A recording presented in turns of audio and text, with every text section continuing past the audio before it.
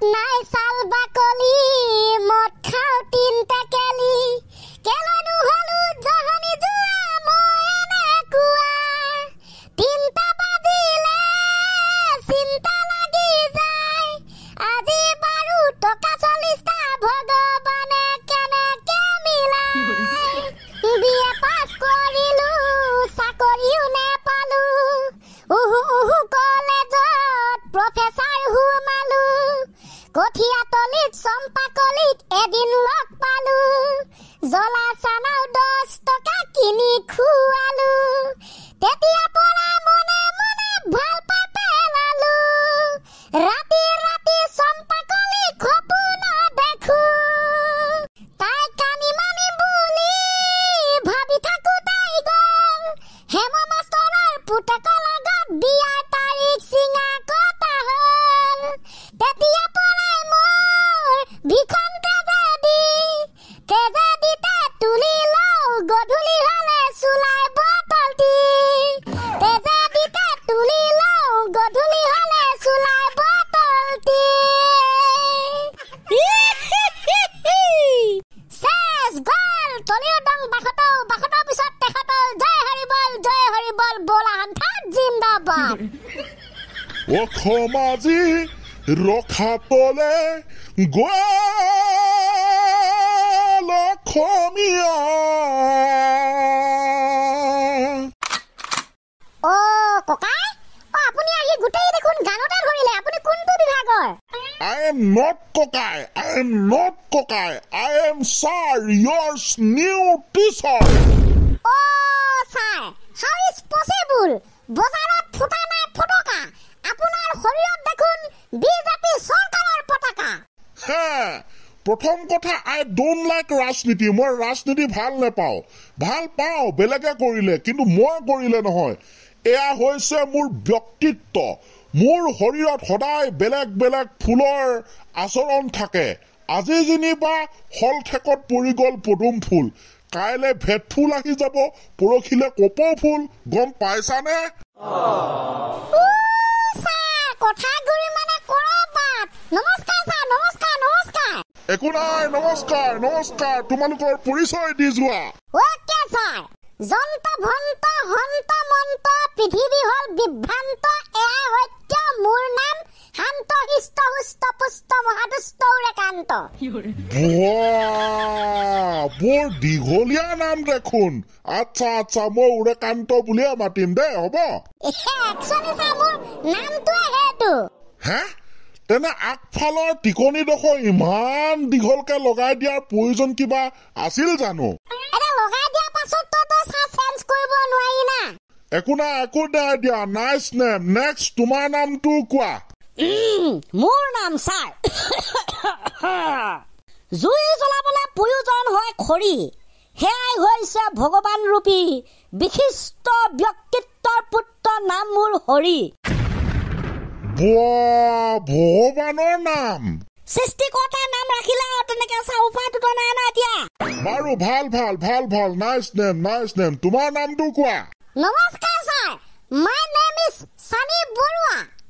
আচ্ছা এইফালৰ নামটোহে মানে ডাইৰেক্টলি কোৱা হৈছে ন ভাল এতিয়া মই বাৰু ক্লাছ কি কৰিম ছাৰ যিহেতু মই নতুন চাওচোন ভাবো মানে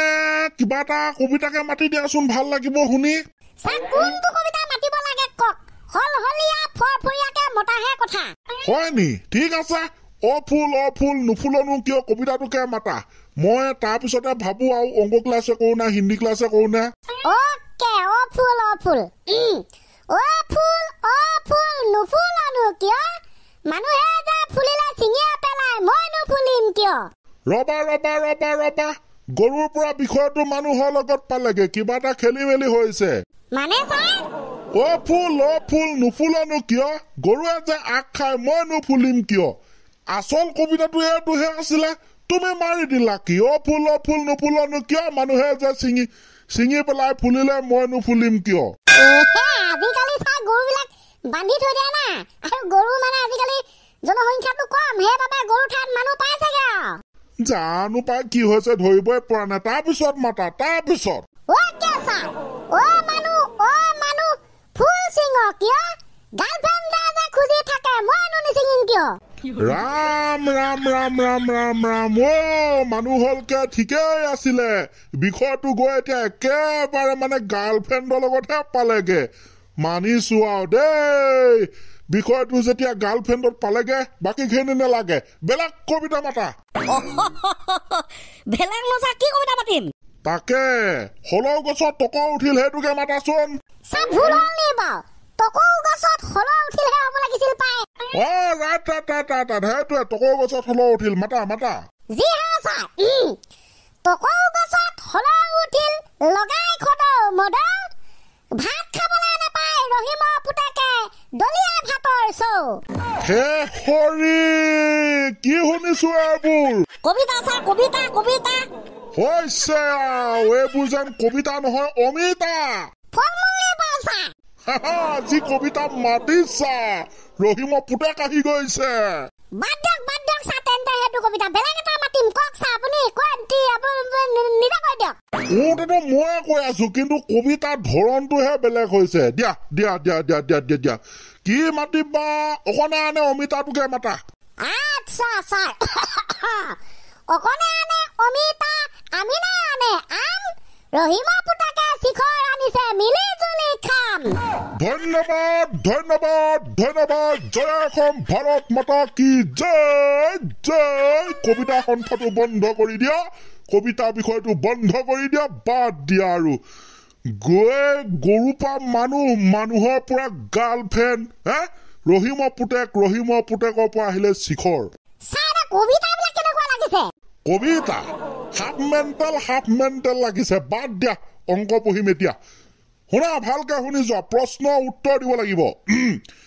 1 কেজি পুঠি মাছৰ দাম যদি 100 টকা হয় আজি হিমালয়ৰ পুতেকে কিয় ভাত খোৱা নাছিল বেলেগ ধৰণৰ প্ৰশ্ন দেখোন কবিতা যদি হাফ মেণ্টেল প্ৰশ্ন দেখোন ফুল মেণ্টেল মই যেন প্ৰশ্ন এনেকুৱাই সুধো কিন্তু ছাৰ আমি কমটি বস্তু নহয় কলে ছাৰ মই কলো শিক্ষক যদি দালে ষ্টুডেন্ট হ'ব পাতে মানে 1 কেজি পুঠি মাছৰ দাম যদি 100 টকা হয় তেন্তে হিমালয়ৰ পুতেকে আজি এইচএছ পৰীক্ষা থকাৰ বাবে ভাত খোৱা নাছিল ৰাতিপুৱা কাৰণ যে পৰীক্ষা আছে কি লিখিম কি নিলিখিম চিন্তাতে খোৱা নাছিল হিমালয়ৰ পুতেকে ভাত ৰাইট উত্তৰ দিলাহে মই যিটো মনতে ভাবি থৈছিলো সঁচাকে তোমালোক বৰ খাটাৰা আছা কিন্তু এছএছ পৰীক্ষা ৰাইট প্ৰশ্ন যদি দালে শিক্ষক কিন্তু পাতে চৰি উত্তৰ কিন্তু পাতে কোনে পাৰে বাৰু গাইজ যিসকল দাদা বাইদেউ আজি এছএছ পৰীক্ষা দিলেগে বহুত অভিনন্দন থাকিল আশা কৰিছো আপোনালোকৰ পৰীক্ষা ভাল হৈছে আৰু নেক্সট পৰীক্ষা ভাল হওক একদম বঢ়িয়া ময়ো সেইটো কম বুলিয়ে ভাবিছিলো বাৰু তোমালোকৰ মোৰ পৰিচয়টো দিয়াই হোৱা নাই নহয় মোৰ নাম হৈছে হিমালয় চৌধুৰী হে ছাৰ প্ৰশ্নত দেখোন হিমালয় আহিছিলে তাৰমানে আপোনাৰ পুত্ৰ মানে আপোনাৰ পুত্ৰ দাদাই মানে পৰীক্ষা দিছে নেকি সি বেয়া চিন্তা কৰিছে আজি মই তাকে প্ৰশ্ন সুধিলো তোমালোকক তেনেহলে দেখোন ঘৰুৱা প্ৰশ্ন ভাল লাগিল ছাৰ পৰীক্ষা কেনেকুৱা হৈছে কাইলৈ ক'ব দেই কম চিন্তা নকৰিবা দিয়া মোৰ পৰিচয় দিলো তোমালোকৰ পৰিচয় দিলা কাইলৈ পৰা আমি ভালকে ক্লাছ কৰিম আজিলৈ ইমানতে দিছো ছুটি দে আজি মই মানে পৰিচয়হে ল'ব আহিছিলো